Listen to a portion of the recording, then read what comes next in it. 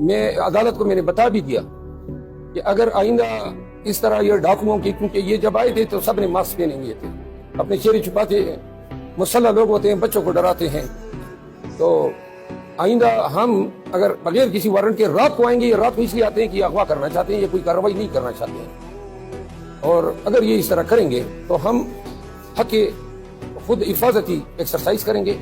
گھر میں گھسنے والے کسی شخص کو رات کے بعد کوئی اجازت نہیں ہے، نہ وہ گھس سکتا ہے۔ ایک دفعہ قانون کا احترام کیا تو 12 جو ہیں زندگی بھی چلی جائے، کسی کو گھر میں گھسنے نہیں دیں گے۔ 18 تاریخ کو 1:30 بجے اسلام آباد کی CTD پولیس اور سفید پرچات میں ملبوس 1.5 درجن لگ بھگ لوگوں نے FA 2 میں میرے گھر پہ چھاپا مارا۔ میں گھر میں موجود تھا، میرے ملازمین نے مجھے آگاہ کیا کہ پولیس جو ہے وہ دیواروں کے اوپر کے اندر گھس رہی ہے۔ ہمارے پاس 2 راستے تھے، یا ہم ان کی غیر قانونی انٹری کو روکنے کے لیے، ان کو ڈرانے کے لیے کوئی فائرنگ کرتے، یا پھر ہم ان کو اندر آنے دیتے تاکہ انسانی جان کا زیان نہ ہو۔ کیونکہ اسی روز میں نے اسلام آباد میں ریلی کی قیادت کی تھی اور 144 DC نے نافذ کیا تھا، تو میرا اندازہ یہ تھا کہ شاید انہوں نے 188 کا پرچہ کیا ہوگا اور اس ضمن میں گرفتاری کے چکر میں آئے ہوں گے۔ تو میں نے قانون کا احترام کرتے ہوئے جو باربڈ وائرز ہیں وہاں سے گزر کے میں نے اپنی جان بچائی۔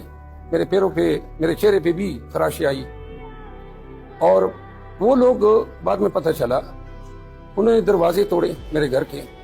میرے ملازم کو اٹھایا جو ابھی تک واپس نہیں آیا، کوک جو تھا، میرا لیپ ٹاپ اٹھایا، میرے اہل خانہ کو ہراساں کیا۔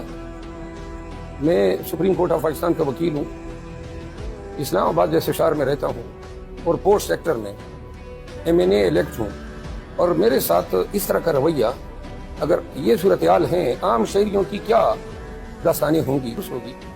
تاہم میں بس پرس نہیں، بلکہ میں ان کے خلاف میرے ملازم کو اغوا کرنے، میرے گھر میں ناجائز گھسنے، میرا قیمتی سامان اٹھانے اور میرے چادر چار دیواری کا تقدس پامال کرنے پر ان کے خلاف FIR کے لیے میں نے کیس آج ہائی کورٹ میں دائر کیا ہے۔ انشاءاللہ 1-2 ایام میں اس کی سنوائی ہوگی۔